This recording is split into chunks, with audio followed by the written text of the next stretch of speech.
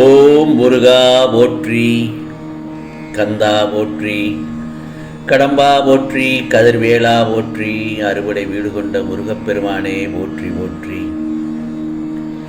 என் செல்ல பிள்ளையே, இன்று இரவு தூங்கும் முன் இதை 7 முறை சொல். நாளை உனக்கான ஒரு நல்லதொரு திருப்பம் நிச்சயமாக கிடைக்கும்.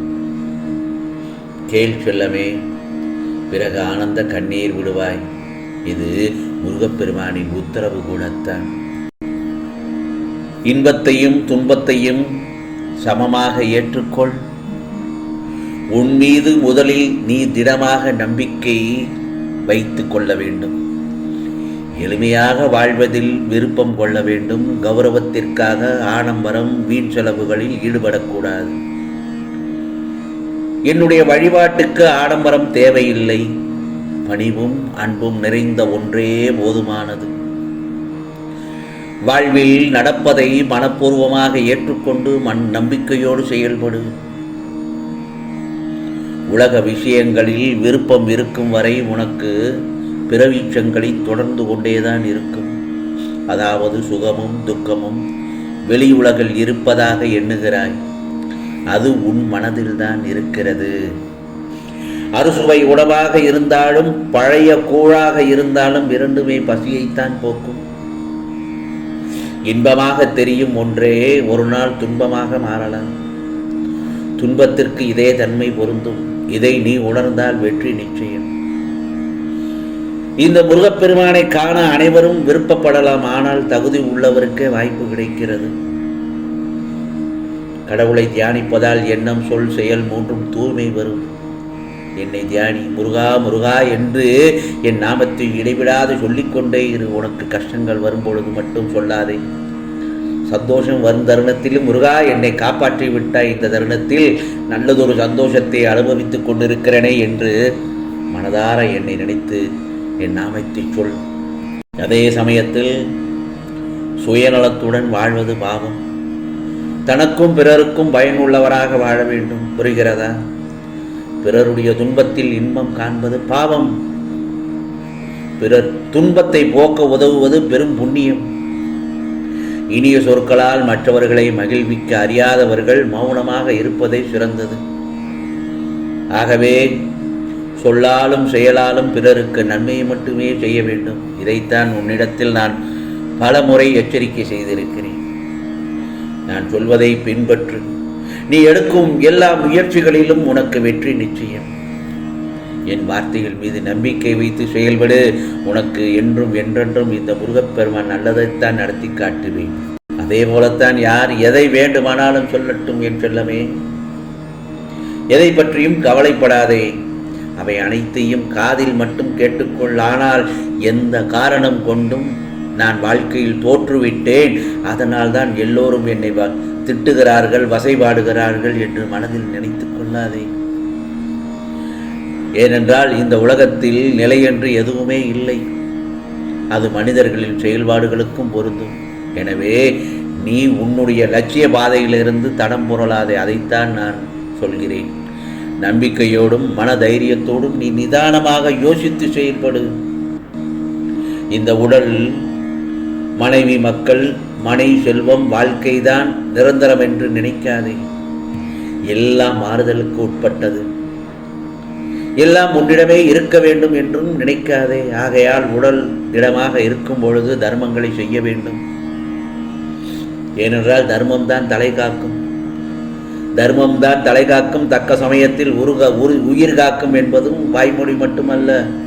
அனுதினமும் சேவிக்கும் பக்தனின் கூடவே இருந்து காப்பாற்றுவதே என் தர்மம்.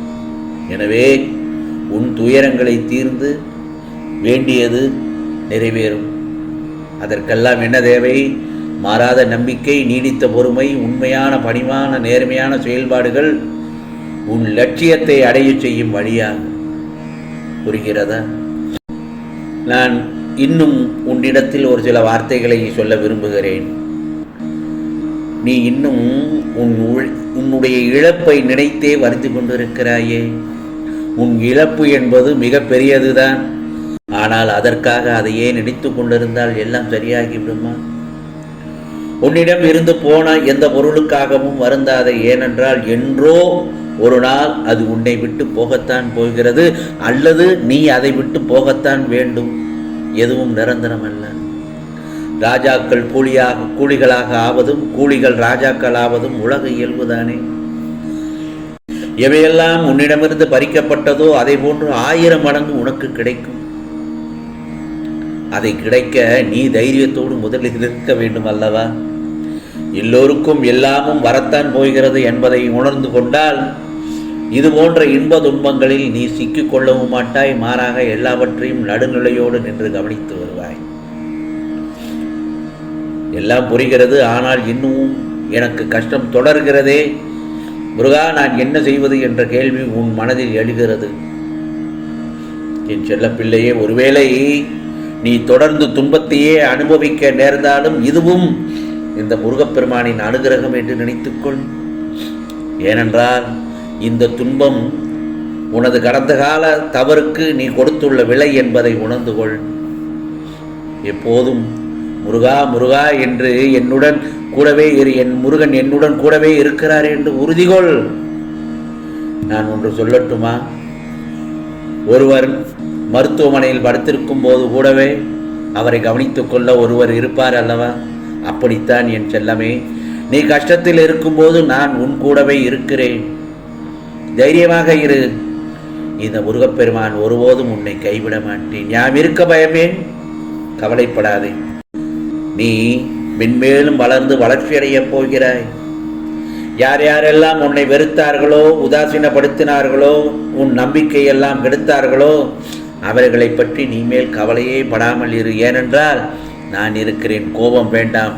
தினம் தினம் நீ என்னை வழிபடும் நேரத்தில் நான் உனக்காக சில நல்லதொரு அறிவுரைகளை சொல்லத்தான் செய்கிறேன். அதை நீ கடைபிடித்தாலே போதும். உனக்கான நல்லதொரு நாளை காலை நல்லதொரு பொழுதாகத்தான் விடியும் என் செல்லமே. கவலைப்படாமல் நிம்மதியாக தூங்கு. நீ தூங்குவதற்கு முன் 7 முறை நான் சொல்லும் மந்திரத்தை மட்டும் சொல். உனக்கான செய்திதான். ஆம் செல்லமே, கவலைப்படாதே. இன்று இரவு தூங்கும் முன் இதை 7 முறை சொல். நாளை நல்லதொரு திருப்பம் கிடைக்கும். இதோ அந்த மந்திரத்தை நான் சொல்கிறேன் என் செல்லமே. ஓம் முருகா, குரு முருகா, அருள் முருகா, ஆனந்த முருகா, சிவசக்தி பாலகனே, சண்முகனே என்று இந்த மந்திரத்தை இன்று இரவு தூங்குவதற்கு முன் ஒரு 7 முறை சொல்லிவிட்டு தூங்கு என் செல்லமே. நிச்சயமாக நல்லதொரு திருப்பம் கிடைக்கும். ஆம் செல்லமே, ஆனந்த கண்ணீர் விடுவாய். நிச்சயமாக உனக்கானதெல்லாம் நல்லது நடக்கும். நல்லது மட்டுமே நடக்கும். அதுவும் நன்மையாகவே இருக்கும். ஓம் சரவண பவ, ஓம் சரவண பவ, ஓம் சரவண பவ.